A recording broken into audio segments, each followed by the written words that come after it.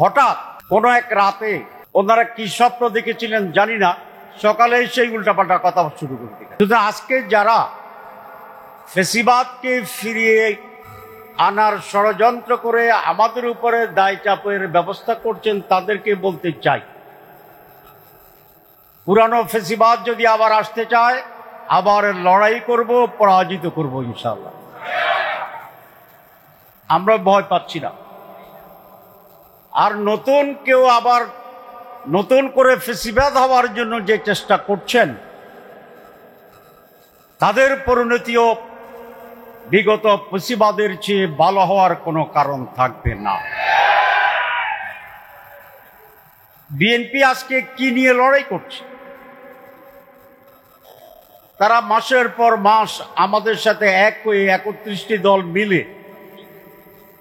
আমরা সংস্কারের জায়গায় ঐক্যবদ্ধ হয়েছে। বিএনপিও সেখানে ঐক্যবদ্ধ হয়েছে। তারা সনদে সিগনেচার করেছে। আমি আর সালাউদ্দিন সাহেব এক সোফায় ছিলাম, দুজনকে এক সোফায় বসে তো আপনারা দেখছি, একসাথেই তো ছিলাম, একসাথেই তো আমরা ঐক্যবদ্ধ হয়েছি। আবার যেদিন সাইন হচ্ছে সেদিনও আমি আর ফখরুল সাহেব একসাথেই ছিলাম, পাশাপাশি আপনারা দেখছেন। এবং সম্ভবত ওনাদের ড্রেসটা আমার চেয়ে বেশি পরিপাটি ছিল, মানে হাসি খুশি ঈদের মতো নতুন ড্রেস পরেই ওনারা সিগনেচার করছেন। এমন না যে ওনাদেরকে কেউ দড়ি বাঁধে আনছে জোর করে, ওনাদের চেহারাটা খুব মলিন, সিগনেচার করার সময় কলম কাঁপছে, এটাও দেখিনি। মানে স্বতঃস্ফূর্তভাবে বুঝে শুনে দীর্ঘদিন একমত হয়ে আলোচনা করে, ওনাদের স্ট্যান্ডিং কমিটিতে পর্যালোচনা করে ঐক্যমত্যের ভিত্তিতে তারা সেটা সাইন করেছে। হঠাৎ কোনো এক রাতে ওনারা কি স্বপ্ন দেখেছিলেন জানি না, সকালে সেই উল্টাপাল্টা কথা শুরু করে দিলেন। এবং যেগুলা বলছেন সেগুলা কি, আমার সময় তো বোধ বেশি নাই, মাগরিব। আচ্ছা, এক নম্বর কথা হচ্ছে যে সেখানে রিফর্মসে ছিল প্রধানমন্ত্রী এবং দলের প্রধান একজন হইতে পারবেন, ওনারা নোট অফ দিস। 2, কোন ব্যক্তি একাধারে 10 বছর, তার হোল লাইফ টাইমে 10 বছরের বেশি প্রধানমন্ত্রী হইতে পারবেন।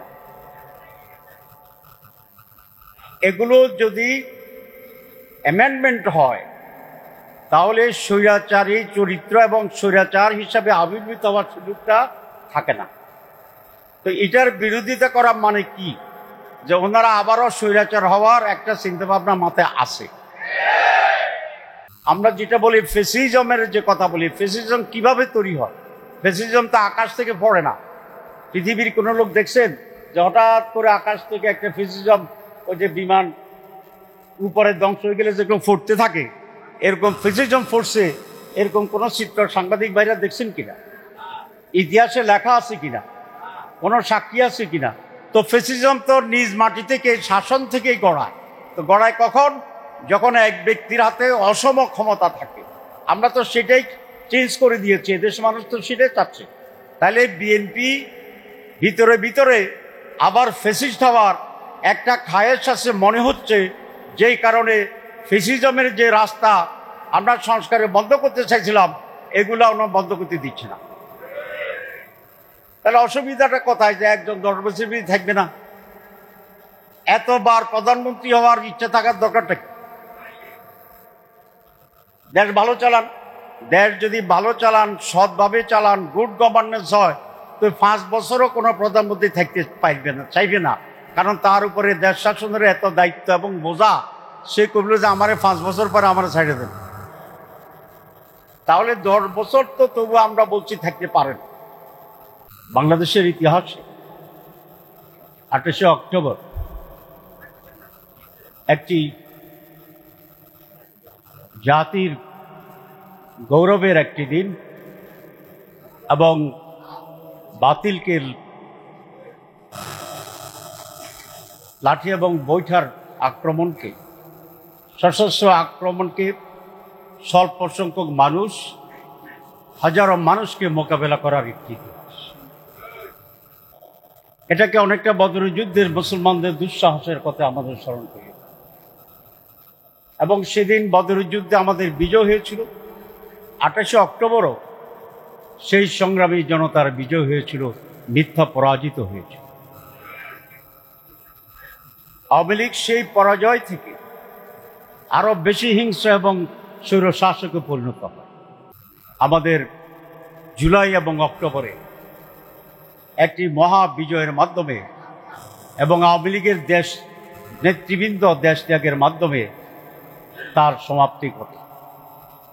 পৃথিবীর ইতিহাসে নাকি এরকম কোনো ঘটনা নাই যেটি রাজনৈতিক পরাজয়ের পর একটি দলের কেন্দ্রীয় কমিটির কোনো সদস্য আর সে দেশে ওপেন নাই, একজনও নাই। 300 জন এমপি, একজনও ওপেন নাই। কোনো জেলা সভাপতি ওপেন নাই, কোনো উপজেলা সভাপতি ওপেন নাই। এরকম একেবারে